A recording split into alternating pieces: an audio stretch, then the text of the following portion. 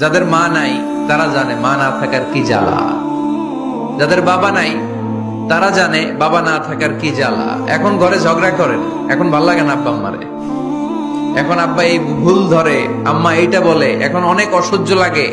তো যেদিন চলে যাবে ওই দিন বুঝতে পারবেন মাথার উপর থেকে ছাতাটা নাই হয়ে গেছে, বটবৃক্ষটা চলে গিয়েছে, আর উপদেশ দেওয়ার মতো কেউ নাই, কাছে আগলে রাখার মতো কেউ নাই। এজন্য আব্বা আম্মা থাকতে আমরা যেন আব্বা আম্মার কাছ থেকে দোয়া চাই। আব্বা আম্মার দোয়া কোনোদিন আল্লাহ তাআলা ফিরিয়ে দেয়। মায়ের মর্যাদা অনেক বেশি, বাবার চেয়ে 3 গুণ বেশি, কমসে কম। কয় গুণ বেশি? মা মা মা, তারপর বাবা। 3 বার মা। কয়বার মা? একবার বাবা। তার মানে মাকে ইসলাম দিয়েছে স্বর্ণ পদক, দিয়েছে রৌপ্য পদক, দিয়েছে ব্রোঞ্জ পদক, আর বাবাকে দিয়েছে সান্ত্বনা পুরস্কার। আমরা এটা নিয়েই খুশি, ঠিক কিনা? তাহলে মাকে 3টা পুরস্কার, স্বর্ণ পদক মা, রৌপ্য পদক মা, ব্রোঞ্জ পদক মা, বাবারে দিছে কি?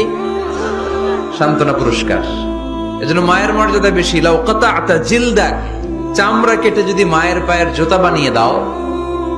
ছোটবেলা যে মায়ের বুকের দুধ খেয়েছো, আল্লাহর হাবিব বললেন 1 ঢোক দুধের শোধ আদায় হবে না, ঠিক কিনা?